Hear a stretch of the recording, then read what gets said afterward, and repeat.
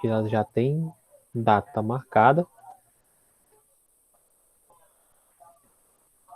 Né? As nossas provinhas já têm a datinha marcada.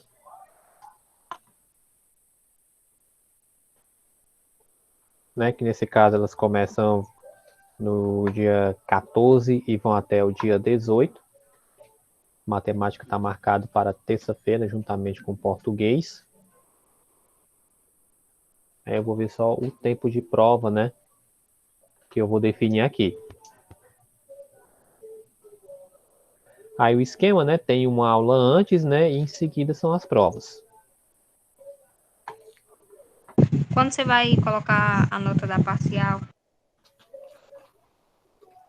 Assim, aí eu tô tentando ter acesso lá ao sistema. Aí eu não tô com acesso ainda lá no professor online. Mas eu coloco no grupo, assim que eu só consolidar as notas.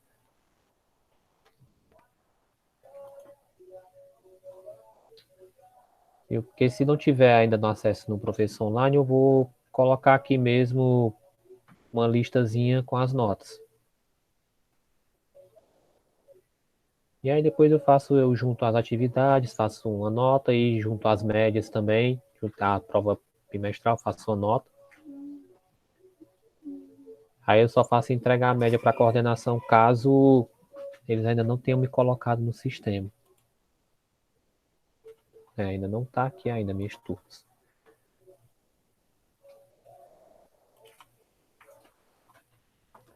Tudo bem, nossa revisão, então vamos falar um pouquinho sobre essa parte de poliedros. Então vamos só dar uma revisada básica, né? Então, superfície poliédrica fechada, né? A superfície poliédrica fechada ela é composta de um número finito, né?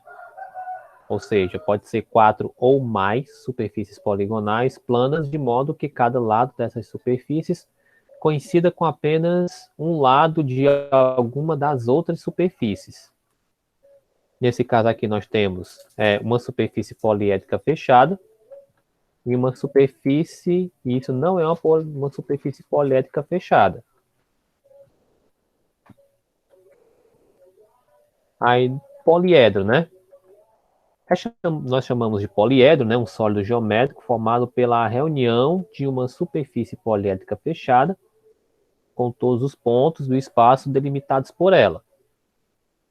Isso é uma definição bem formal. Mas exemplos de poliedros que nós temos o cubo, nós temos esse tipo de poliedro, né? Que não sei nem dizer como é o nome disso, mas ele é um poliedro, né? E aqui nós temos um dodecaedro, né? Os elementos de um poliedro, né? Nós temos aqui vocês observam, né? Nós temos aqui vértice, né? Face e aresta, né? O vértice, vamos lembrar que é aquele pontinho que seria a junção entre 3 ou mais arestas. A face, né, que seria a figura geométrica delimitando o poliedro, né, que possui formas geométricas planas. E a aresta, que seriam as linhas que ligam uma figura geométrica à outra, né? Ou então, para resumir, os vértices é como se fossem os pontos, as faces é como se fossem realmente os lados do poliedro, né, as facezinhas, e as arestas é como se fossem as linhas, né, para resumir bem isso. Na nomenclatura de um poliedro, lembrando que poliedro, né, poli significa várias e edro significa face. Então, um poliedro costuma ser nomeado de acordo com o seu número de faces. Exemplos disso, nós temos o hexaedro, né? Nós temos aqui um hexaedro, que nós temos aqui 8 vértices e 6 faces, 8 vértices, 12 arestas. Esse é um tetradecaedro, né? São 14 faces, 16 vértices e 28 arestas. Então, lembrando que ele é sempre dado pelo número de faces. E nós temos o dodecaedro, que são 12 faces, 20 vértices e 30 arestas. Os nomes de poliedros estudados com maior frequência, então nós temos aqui, por exemplo, né?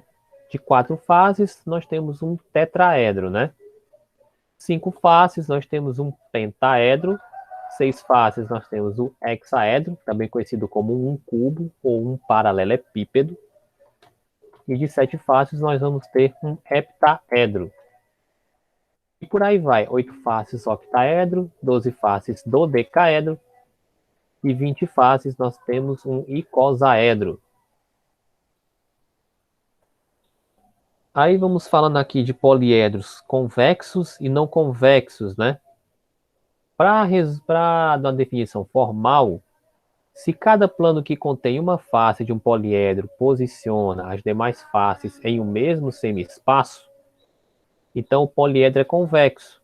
Caso contrário, não convexo ou côncavo, né? A observação, o plano alfa divide o espaço em dois semi-espaços da mesma origem. Ou seja, então vamos resumir aqui. Poliedros convexos são desses tipos aqui, né? São poliedros convexos. Também desse outro tipo, né? Aquele lá que parece um balãozinho de São João e o outro que parece uma barra de ouro, né? Ou uma barra de rapadura. Os poliedros não convexos são desse tipo aqui. Você percebe que é como se eles estivessem incompletos. É como se eles estivessem faltando um pedaço, né? Por exemplo, desse tipo aí. Percebe que ele não é completo. É como se estivesse faltando alguma coisa ali nesse poliedro. Algo para se encaixar, né? Relação de Euler, né? Em alguns livros, em algumas, vamos dizer assim, bibliografias, né? Em algumas literaturas, pronto, falei tudo para dizer livro, né? Eles teriam essa notação aí, vértice mais face menos 2 é igual às arestas, ou vértice mais face menos arestas é igual a 2. Ou ainda, vértice mais face igual a aresta mais 2. Também pode ser dessa seguinte maneira. Mas a relação ela sempre envolve esse 2. A mais utilizável seria essa daqui, né? Então, vértice mais face menos as arestas igual a 2. Né? Isso é uma relação de Euler. V o número de vértices, né? F o número de faces e A o número de arestas. Observando aqui essa relação de Euler, ela é válida para esses poliedros aqui. Por exemplo, nós temos esse poliedro que tem 8 vértices, 6 faces e 12 arestas. Somando os vértices mais as faces, nós temos 14. Perdão. Então, vértice mais face menos 2, né? Daria a quantidade de arestas, né? Que são 12. Por exemplo, esse poliedro, que ele tem um nome particular, que é uma pirâmide, né? Uma pirâmide de base pentagonal. Aí nós vamos ter 6 vértices, né? 6 vértices, 6 faces e 10 arestas. Então, se eu somar os vértices mais as faces, vai dar 12, né? Então, se eu botar aí somar esses vértices com as faces e tirar 2, vai dar igual a 10, que é o número de arestas. E a mesma coisa é válida para aquele prisma de base triangular que tem ali.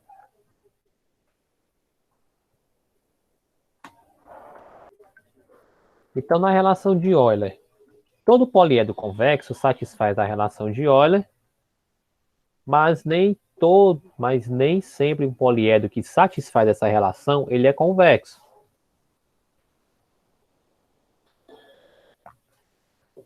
Então, todo poliedro convexo, ele vai satisfazer a relação de Euler. Mas como diz, né? Nem todo poliedro que satisfaz essa relação, ele é convexo. Por exemplo, esse poliedro aqui, ele não é convexo, né? Percebe que é como se faltasse alguma coisa nele. Ele tem 24 vértices, 14 faces e 36 arestas. Se eu for fazer lá aquela relação de Euler, percebe-se que a quantidade de vértices mais a quantidade de faces menos 2 vai dar o tanto de aresta. Então, o que ocorre? Né? Então, o que ocorre aqui? Então, aqui nós vamos ter que essa relação de Euler é válida para este poliedro, que é um poliedro não convexo. Aí vamos aqui rápido com o exercício resolvido, né? Obter o número de arestas de um poliedro que tem 6 faces e 8 vértices, né? Pela relação de Euler, né? Ela é válida para todos os poliedros convexos. Então, nós podemos fazer isso, ó.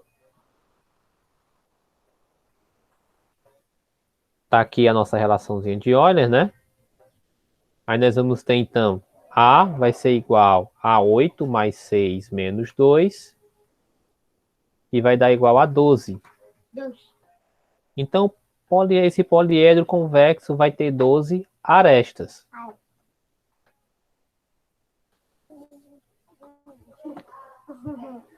Já no nosso próximo exercício resolvido, quantos vértices tem um poliedro convexo com 4 faces triangulares e 5 faces quadradas? Neste caso aqui, nós temos o seguinte. Vamos tentar ver por partes aqui, né? Deixa eu só tentar verificar aqui o seguinte. Cadê?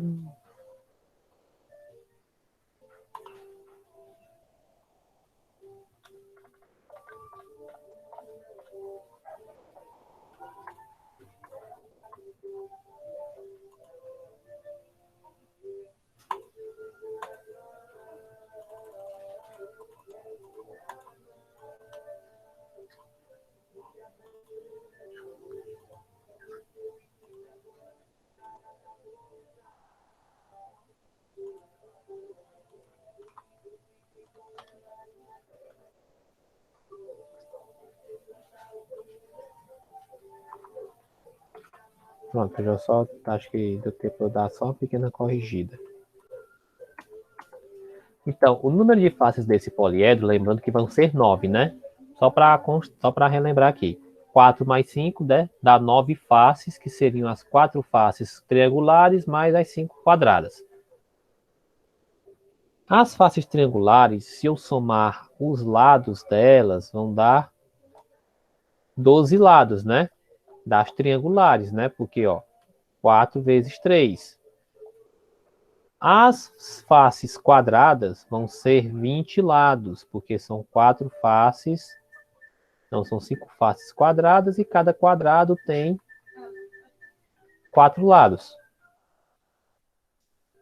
Então, o número de arestas vai ser simplesmente 12 mais 20 dividido por 2, que dá 16. A partir daí é só utilizar a formulazinha. Vértice é igual a face, né? Ou seja, vértice mais 9 menos 2 é igual a 16. Então, a quantidade de vértices será igual a 9. Então, portanto, nós temos 9 vértices, né? E aí, para você que se pergunta que tipo de poliedro convexo é esse, que tem 5 faces quadradas, né? E 4 faces triangulares, né? Já já a gente vê. Num poliedro euleriano, né? Que atende à relação de Euler, de 7 vértices, tem 5 vértices nos quais concorrem 4 arestas e 2 vértices que concorrem 5 arestas, né? Então, quantas arestas tem esse poliedro?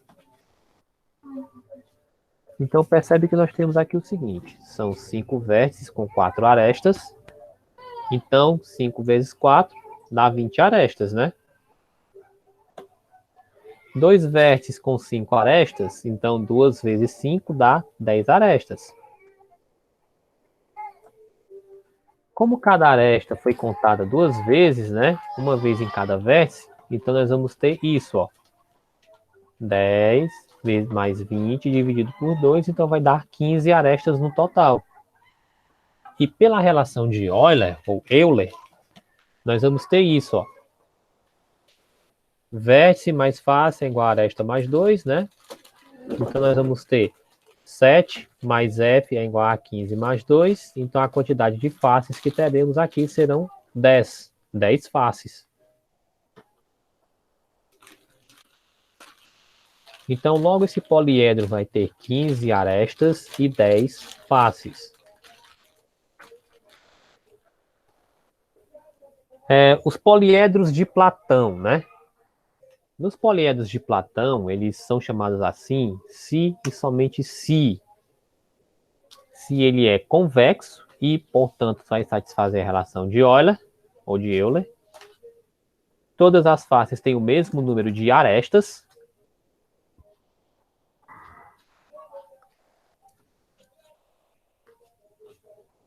Em todos os vértices concorre o mesmo número m também de arestas. Exemplo de poliedros de Platão. Esse daqui pode ser um poliedro de Platão, pois tem 4 arestas, todas as faces têm 4 arestas. Em todos os vértices tem 3 arestas, né? Você percebe, ó, tá aqui um vértice, né? E as arestazinhas dele. E ele é convexo, então vai satisfazer a relação de Euler. Então é simplesmente desse jeito. Esse daí, se você pensar bem, não é um poliedro de Platão, pois ele, embora ele é do tipo convexo, vamos dizer assim, percebe-se que ele não...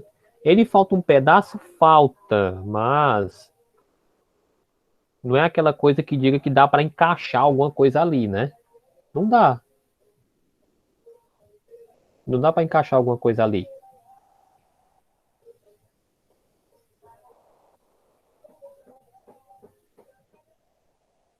Né? Então, nem todas as faces têm o mesmo número de arestas, né? Se você perceber.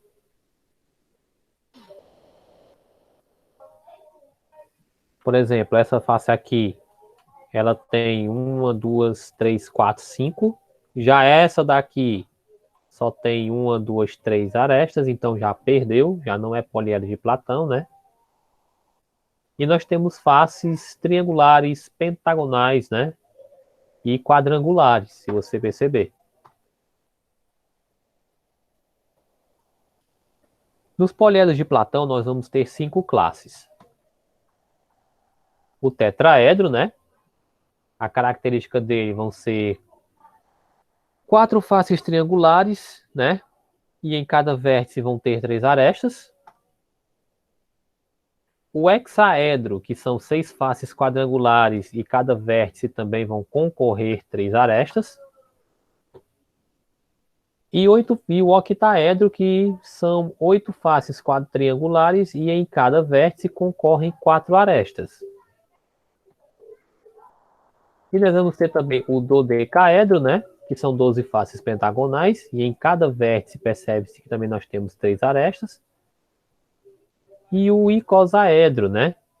Que são 20 faces triangulares, e em cada vértice concorrem cerca de 5 arestas.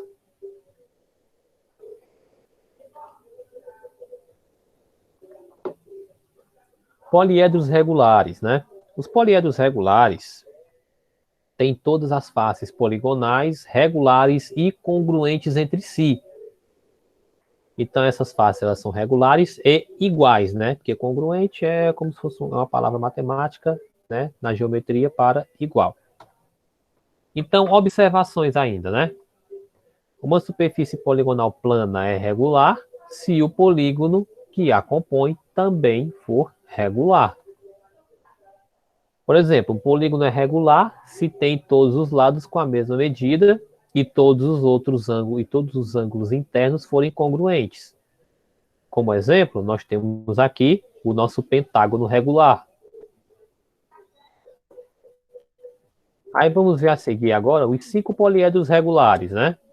Por exemplo, nós temos o tetraedro regular. Percebe-se que ali nós temos, é como se fosse uma pirâmide com base triangular. Nós temos 4 faces triangulares. Os triângulos possuem as arestas iguais, ou seja, são triângulos equiláteros, né? E todas as faces são iguaizinhas, né? Então aí nós temos o tetraedro regular. Nós também temos um hexaedro regular, também conhecido como cubo. E o octaedro regular, que é como se fosse, é parecido com o tetraedro, né? Só que nesse caso é como se nós pegássemos duas pirâmides e juntasse elas, né? Uma de cabeça para baixo e uma de cabeça para cima. Parecido com o Museu do Louvre, né? Em Paris. Nós temos também o dodecaedro regular. Nesse dodecaedro regular, percebe que nós temos ali 12 faces, né? Ou seja, essas faces elas são todas pentágonos regulares, né? Todos os lados são iguais. E o icosaedro regular, que são 20 faces triangulares idênticas, né? E todos esses triângulos são iguaizinhos, né? E eles são triângulos equiláteros.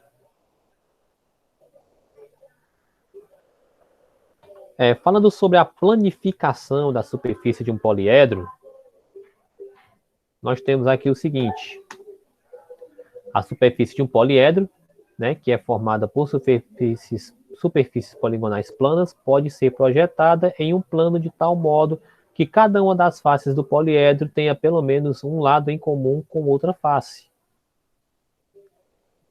Obtemos assim uma figura plana que costuma ser chamada de molde do poliedro, planificação da superfície do poliedro, ou simplesmente chamamos de planificação do poliedro.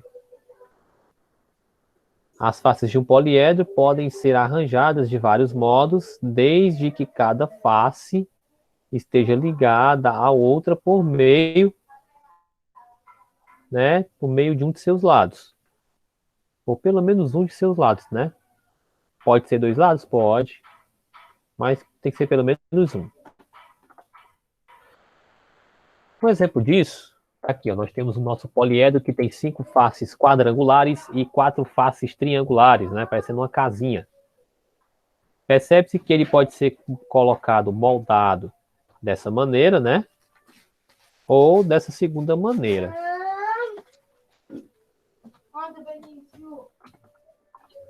Aí no nosso exercício ali resolvido, o R4,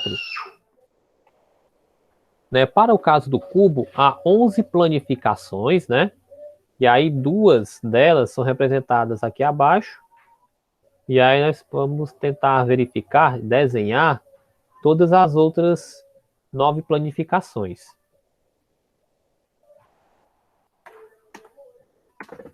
Aí a resolução fica facilitada, lembrando, já que a gente está falando de um cubo, né? Se a gente se utilizar de uma malha quadrada. Pronto, utilizando essa malha quadrada, percebe-se que aí nós temos todas as 9 planificações, né? Todas diferentes. Mas se eu fechar, né, elas bonitinho, vai dar o mesmo cubo.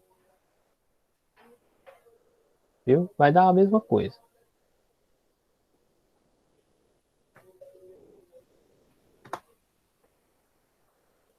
Então, no R5, desenhar duas planificações diferentes da superfície de um tetraedro regular. O tetraedro regular, a gente já viu, são 4 triângulos, né? Iguaizinhos. Então, a resolução vai ser tipo essa daqui, ó. Né? Esse símbolozinho aqui, esse triângulo, né? E os outros aqui colocados de uma outra forma, né? Arranjados de uma forma mais diferente.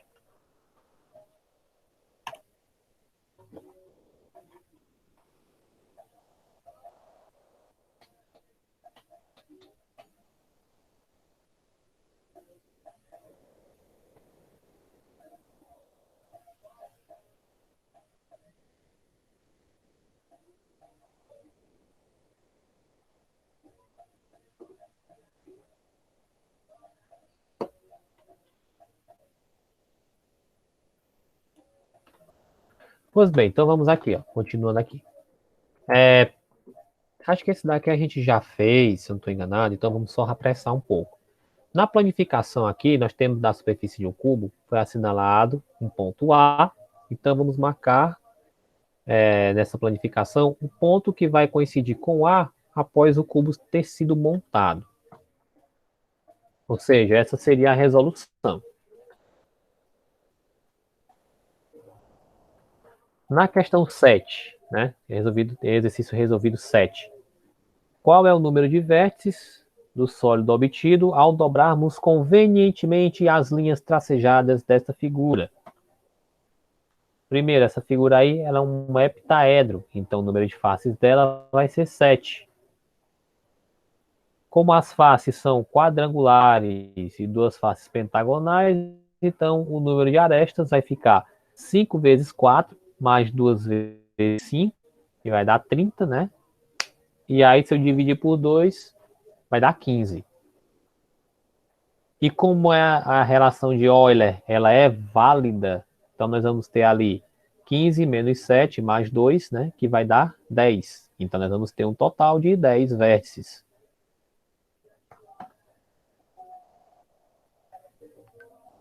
Pronto, aí aqui nós chegamos nos prismas, né? Quanto aos prismas, a gente vai verificar isso aqui na próxima aula amanhã. Lembrando que daqui para nossa avaliação nós vamos ter algumas outras aulas, né? Já que nós vamos ter a primeira aula de segunda-feira e nós vamos ter a nossa aula amanhã. Então, dá para a gente dar uma boa revisada antes da nossa avaliação bimestral. Esse mesmo conteúdo e a mesma aula gravada eu vou pegar e vou colocar lá no grupo de matemática, né? Assim como eu vou pegar e também vou colocar todo esse material, né? Todo esse material sobre a parte de poliedros. Pois é, então só agradecer aqui, né? Hoje eu dei aula praticamente só para a Liliane, então. Obrigado aí, Liliane, pela presença, também pela participação. Então, desejando aí uma boa tarde, né? E até amanhã. Boa tarde, até.